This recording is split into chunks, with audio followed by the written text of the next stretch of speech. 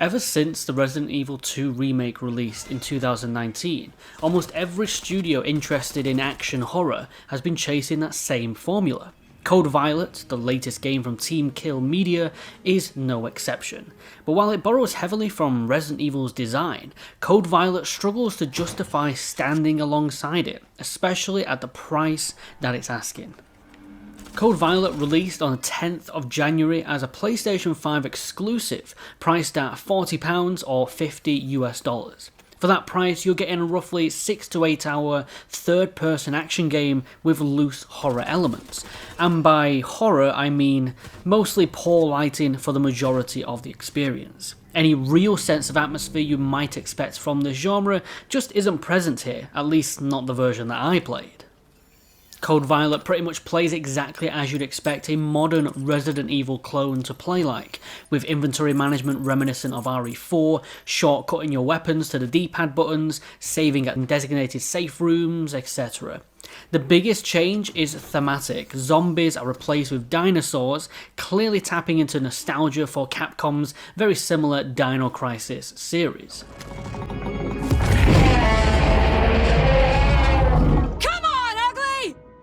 However, any quality of life improvements that the genre has adopted over the last decade are completely missing here. Even something as simple as a quick turn, a feature that has been in the RE series since 1999's Nemesis, is absent here in 2026.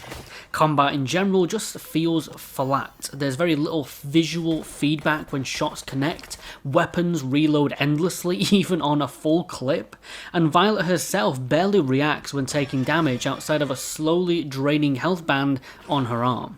The dinosaurs are equally disappointing. Enemy AI tends to fall into one of two states, charging blindly towards you or standing completely frozen solid. Because of this, the dinosaurs never feel threatening, and any attempt at horror quickly falls apart. Even creatively, the enemy design feels uninspired. Velociraptors and venom-spitting Dilophosaurus are lifted almost directly from the Jurassic Park interpretations. Fictional interpretations, I may add, with very few original dinosaur concepts of their own. Level design doesn't help much either. Most areas consist of generic laboratory spaces connected by tight corridors, with the occasional save room or upgrade station along the way. Outdoor sections do exist, but mainly serve as brief connectors between those indoor environments. Puzzles are also simple and extremely familiar, repositioning antennas, memorizing button sequences, or backtracking for keycards. Nothing here is offensive, but very little feels fresh. Code Violet attempts to present a sophisticated narrative involving surrogate mothers in space and the creation of dinosaur mutants. It's certainly ambitious and less derivative than other parts of the game, but it isn't presented in a compelling way. Animation is stiff, dialogue is bland, and Violet herself is written with so little emotional range that it's difficult to connect with her at all. But first, we need to find the main power generator on this floor and get the power back on. Okay, sounds good. Violet? Be careful. I've got this. The story eventually pivots into a cloning plot that feels heavily inspired by the Resident Evil films, which also doesn't help it stand out. One thing the game clearly leans into is Violet's visual presentation. Collectible outfits are a major feature in this game, with costume changes available in every save room.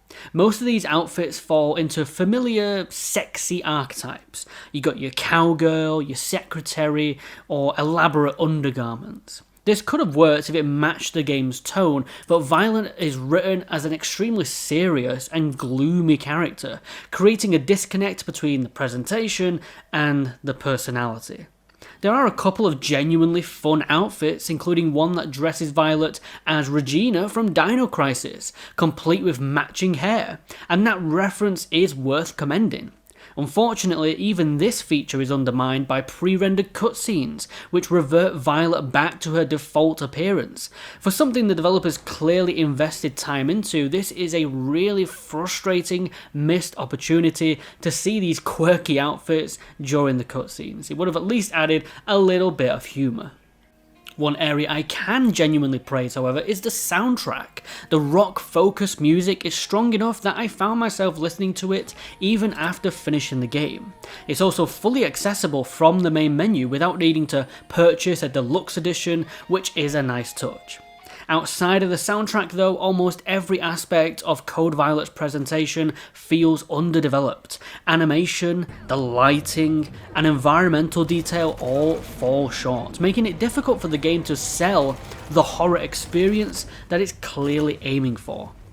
On the surface, Code Violet has a few decent ideas, but almost everything it does has been handled better in other games. Dig a little deeper and it becomes clear this is a project trying to punch above its weight.